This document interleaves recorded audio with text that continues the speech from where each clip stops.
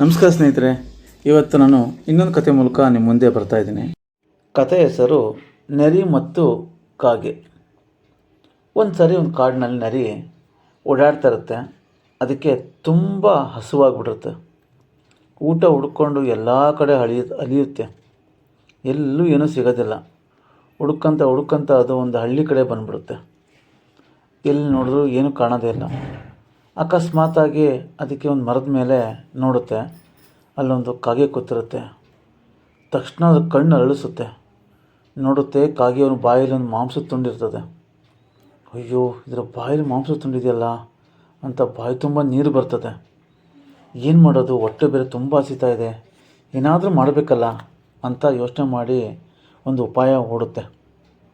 ಅದು ಕಾಗೆ ಹತ್ರ ಬಂದುಬಿಟ್ಟು, ಓ ಕಾಗೆ, ಏನಪ್ಪ ಹಿಂಗೆ ಕೂತ್ಕೊಂಡಿದ್ಯಾ ಇಲ್ಲಿ ಅಂತ ಹೇಳುತ್ತೆ.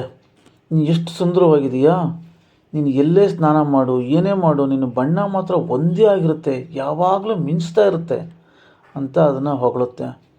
ಮತ್ತು ನಿನ್ನ ಕಂಠ ಇದೆಯಲ್ಲ ಎಷ್ಟು ಚೆನ್ನಾಗಿದೆ ಅಂದರೆ, ನೀನು ಹಾಡಿದ್ರೆ ಎಷ್ಟು ಮಧುರವಾಗಿರುತ್ತೆ ಅಂತಂದರೆ ಎಲ್ಲರೂ ಕೇಳಬೇಕು ಅಂತ ಇಷ್ಟಪಡ್ತಾರೆ ಅಂತ ಹೇಳುತ್ತೆ.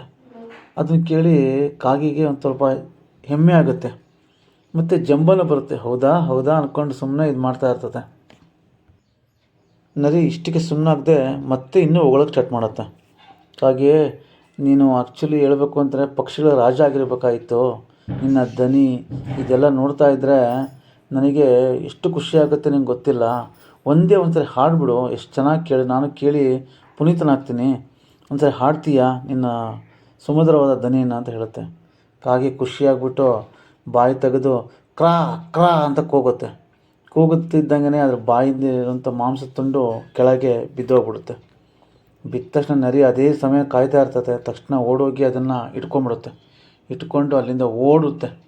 ಈ ರೀತಿ ತನ್ನ ಉಪಾಯದಿಂದ ನರಿ ತನ್ನ ಆಹಾರನ ದಕ್ಕಿಸ್ಕೊಳುತ್ತೆ. ನಂತರ ಕಾಗೆಗೆ ತನ್ನ ತಪ್ಪಿನ ಅರಿವಾಗುತ್ತೆ.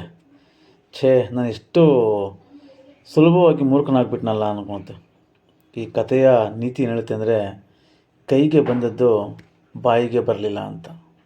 ಥ್ಯಾಂಕ್ ಯು ಗೆಳೆಯರೆ. ಕತೆ ಇಷ್ಟ ಆಗಿದರೆ ಲೈಕ್, ಶೇರ್ ಆ್ಯಂಡ್ ಸಬ್ಸ್ಕ್ರೈಬ್ ಮಾಡಿ. ನಿಮ್ಮ ಪ್ರೋತ್ಸಾಹ ನಮಗೆ ಇನ್ನೂ ಹೆಚ್ಚು ವಿಡಿಯೋಗಳನ್ನ ಹಾಕಲಿಕ್ಕೆ ಸಹಾಯ ಮಾಡುತ್ತೆ. ಥ್ಯಾಂಕ್ ಯು ಗೆಳೆಯರೆ.